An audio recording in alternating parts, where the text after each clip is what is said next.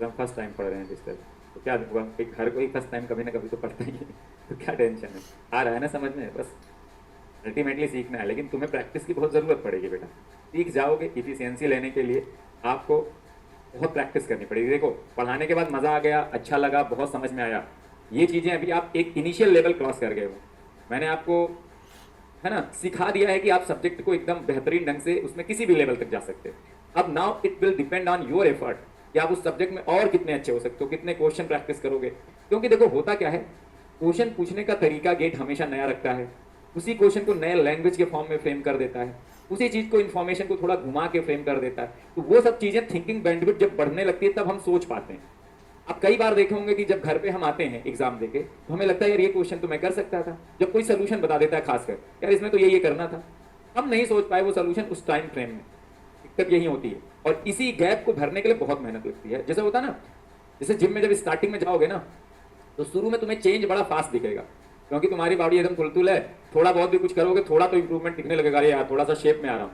लेकिन एक टाइम के बाद उसको परफेक्शन की तरफ ले जाने के लिए वह सिक्स पैक्स बनाने हैं, है ना, अच्छे से डोले शोले बनाने, तो लास्ट में वो वाला जो एकदम लास्ट वाला फिनिशिंग पार्ट है ना एकदम बढ़िया, उसके लिए बहुत एफर्ट लगता है, बहुत डेडिकेशन, बहुत डिसिप्लिन की जरूरत पड़ती है, तब जाके हो पाता है ना। तो अभी आपने उस सब्जेक्ट के मैं कहूँगा 50% चीजें अचीव करी है ना। आप गलत फहमी में अगर जिएंगे तो दिक्कत होगी, है ना, बहुत गलत फहमी में मत जिएगा, है ना। कई बार मैंने देखा बच्चों को ना, सर लोग पढ़ा देते हैं मस्त तरीके से आ जाता है, गेट के 10 क्वेश्चन बन जाते तो उनको लगता है मैं गेट लेवल पे पहुंच चुका हूं।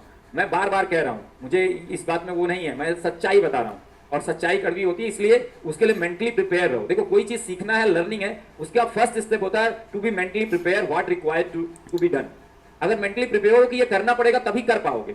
If you are not mentally prepare you assume that कि नहीं भाई हो गई तैयारी, सर ने पढ़ा दिया है, आ गया सब कुछ सीख लिया, मुझे तो एडीसी मस्त समझ में आ गया, मुझे तो कॉम्बिनेशनल मस्त समझ में आ गया, अब तो मैं एकदम उड़ा दूंगा। नहीं, आप फिर गलत फहमी में जी रहे हैं। आपको सब्जेक्ट समझ में आ गई है, बट टू एग्जाम लेवल का क्रैक करने की जो प्रैक्टिस है उस 3 घंटे में परफॉर्मेंस के, उसके लिए आपको अपने एंड पे बहुत सारी प्रैक्टिस करने की जरूरत है, बार बार रिवीजन करने की जरूरत पड़ेगी, है ना। तो इस गलत फहमी में मत रहना, मेंटली इसके लिए प्रिपेयर रहो। Job is half done not complete done, की एक सब्जेक्ट यहां खत्म हुई तो आपकी जॉब कंप्लीट हो गई है।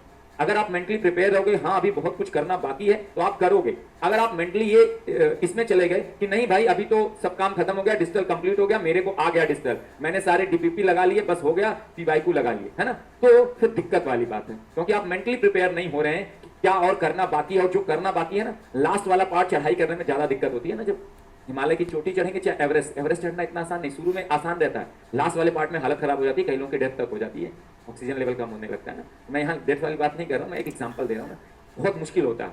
अभी वो हार्डेस्ट पार्ट है आपके एंड पे, है ना, मैं डरा नहीं रहा हूँ, मैं आपको रियलाइज करा रहा हूँ ताकि आप मेंटली प्रिपेयर रहो कि अभी भी आपको बहुत सारा हार्ड वर्क करना है। सच्चाई से वाकिफ होना जरूरी होता है, इस गलत फहमी में जीना कि नहीं यार सब हो गया है, मैं तो एकदम मजे में हूँ, तो वो फिर जब एग्जाम दे के आता है आदमी तब उसको कष्ट होता है यार एग्जाम में तो परफॉर्मेंस नहीं आई।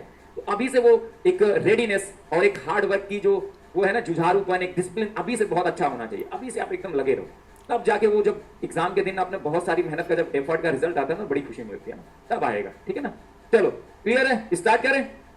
ठीक है, तो जिन लोगों को भी है भाई एकदम नोट करके लिए, हाउ टू थिंक अपने यहाँ लगा लो, एक है ना चपका लो, हाउ टू थिंक। और हाउ टू थिंक लाने के लिए ability you need to do a lot of hard work, है ना, फिर पेपर बहुत इजी हो जाता है। पेपर कुछ नहीं होता गेट का, बहुत सिंपल है ना। मुझे कभी 2.5 घंटे से ज्यादा नहीं लगा, मैं 3 बार पेपर दिया, 2.5 घंटे में मेरा पेपर, जितना मुझे आता रहता था, मुझे 100% कभी नहीं आता रहता था, जितना मुझे आता रहता था उस पेपर में मैं कर लेता था हमेशा से। ठीक है ना, तो मेंटली अपने आप को अवेयर रखना, जानना सिचुएशन को बहुत जरूरी होता है।